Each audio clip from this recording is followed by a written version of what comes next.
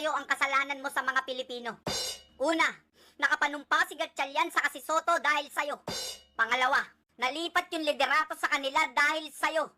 Pangatlo, hindi na mapapanagot yung tunay na may kasalanan sa flood control dahil sa'yo. Pangapat, back to zero na naman yung investigasyon dahil sa'yo. Panglima, hawak na naman ni Bangag sa leeg yung Senado dahil sa'yo. Pagsabihan nyo tong brother nyo, bakit sumapi sa mga demonyo? Yung mga nagdarahop, yung mga naghihikahos, ang nangangailangan ng tulong, pagsasamantalahan natin. Ang galing mo magsalita. Pati yung lamesa, iniikot mo pa. Nilulukot mo yung mukha mo, tapos pipampas-ampas ka pa. Tapos sa huli, kakampi ka rin pala sa kanila. Hindi basta-basta pinakikialaman, bakit? Kaluluwa ng bayan ko. Alam mo, Joel, pwede ka mag-artista. Kasi puro ka forma. May sinasabi ka pang kaluluwa ng bayan, pero pinagtaksilan mo pa. Kaluluwa ng bayan. Wala na, binaboy nyo na. Yung mga kasama mo sa katotohanan, iniwan mo. May pahampas-hampas ka pa dyan, lahat ng sinuka mo, kinain mo. Sino ba yung daddy neto? Sigurado ko sinusuka ka na ngayon ng daddy mo. Nag-ugat po ang mga kaguluhan sa Tumigil magkasunod. ka! Nag-ugat ang kaguluhan dahil sa'yo sa Bagyo. Kayong dalawa ng Bagyo ang nag-expose ng korupsyon sa flood control na to. Di ba noong 2024 mo pa pinaglalaban to? Ang reklamo mo pa, walang pumapansin sa'yo. Tapos nung kinampihan ka nila sa laban mo, yung kumampi sa'yo, iniwanan mo. Yung laban mo, inatrasan mo. Higit sa lahat, yung kalaban pa yung kinampihan mo. Ben, awat na Ben, tama na yan. Anong tama na? Paano yung issue sa flood control na yan? Sila yung tumanggap ng mali-maleta, sa tingin mo iimbestigahan pa nila yan? Maglalagay lang sila ng bagong chairman sa Blue Ribbon, tapos paiikot-ikutin lang din nila yan. Hindi nyo napansin, hawak na ni Bangag sa leeg lahat ng mga institusyon dyan. Kontrolado niya yung pulis, kontrolado niya yung NBI, kontrolado niya yung DOJ, kontrolado niya yung Kongreso, kontrolado niya yung Senado, at kontrolado niya yung Ombudsman. Kaya malabo pa sa sabaw ng pusit na may mapapanagot dyan. Sir, can you tell us more about what happened with negotiation kay Senator Joel? No, Senator Joel, gusto lang po niya magtrabaho. Sinungaling! Isa ka sa nagsulsol kay Joel. Sinira mo yung political career ni Joel. Binaboy niyo yung buong pagkataon ni Joel. Nilason niyo yung isip niya, hindi na kayo naawa kay Joel. Choice mo yan. Kaya tanggapin mo kung anong magiging consequences niyan, Joel. Akala mo siguro safe ka na? Akala mo siguro ligtas ka na? Hoy Joel, wag ka muna magsaya. Pinatunayan mo lang sa taong bayan na guilty ka.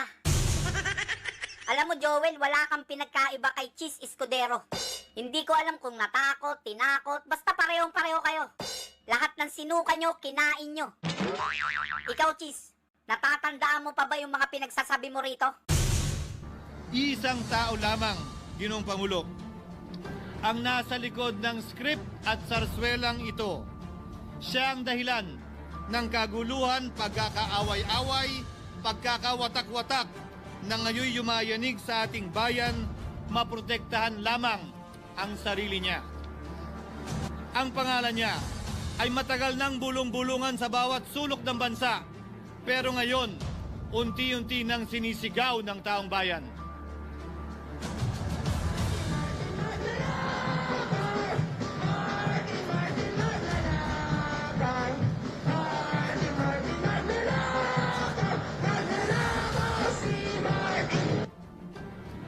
Pero Ginoong Pangulo, minamahal kong kasamahan, bakit tila sa Kamara, dito mismo sa Senado at sa ilang media ay hindi pa din nila kayang sambitin ang pangalan niya?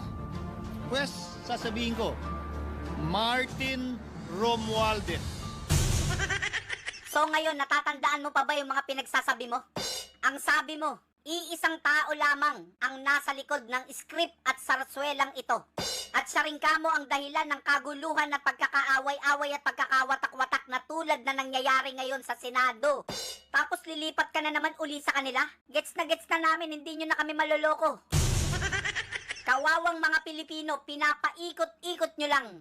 Lalaban tapos aatras. Lalaban ulit tapos aatras na naman. Aatras kung aatras, lalaban kung lalaban. Natatakot kayo, kalaban nyo, adik naman. Kaya sa darating na eleksyon, tandaan nyo yung mga mukha na yan. Pag nakita nyong nangampanya sa lugar nyo, kurutin nyo ng niper yung mga tagiliran yan. Wag na nating iboboto yung mga yan. Pagkakasyahin natin sa Inidoro yung 13 Judas na yan. Erwin Tulfo, Rafi Tulfo, Ping Lacson, Tito Soto, Bamakino, Chis Escudero, Risa Ontiveros, JB Ejercito, Joel Villanueva, Win Gatchalian, Miguel Subiri, Kiko Pangilinan.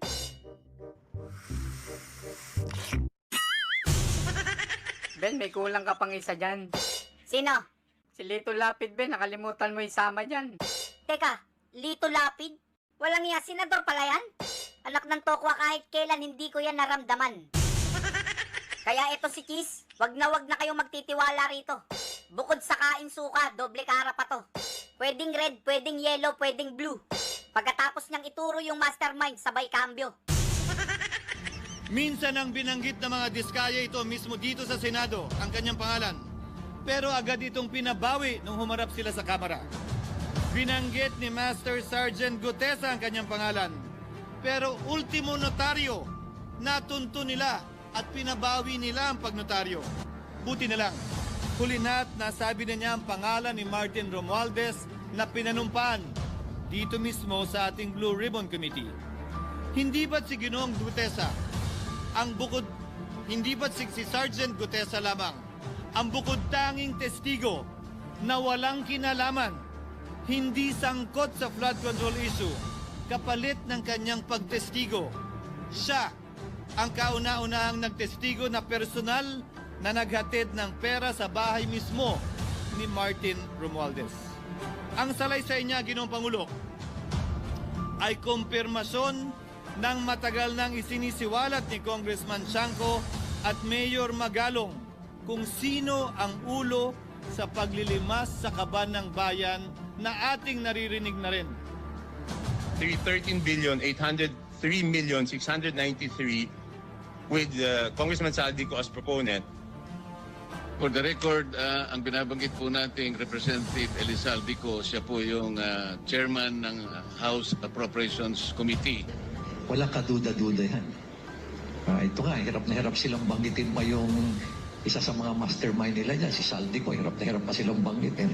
May isa pang mas mataas sa kanya? Hindi naman gagalaw yun kung walang... Siyempre, hindi naman gagalaw yun kung walang pahintulot yung mas mataas sa kanya. She's the House Speaker. Martin Romualdez. Martin Romualdez. Martin Romualdez. Martin Romualdez. Speaker Romualdez. Speaker Romualdez. Martin Romualdez. How can I be the mastermind? How can I be the mastermind? How can I be the mastermind? How can I be the mastermind?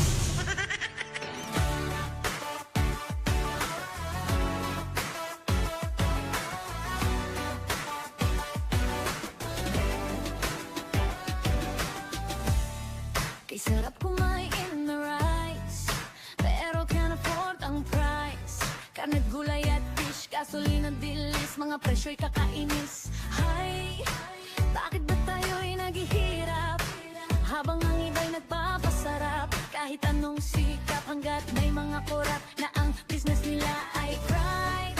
Kukurakot sila dun sa left, kukurakot din dun sa right. Ang dasal ko lang bangutin sila tonight. Kawatan ng money, money,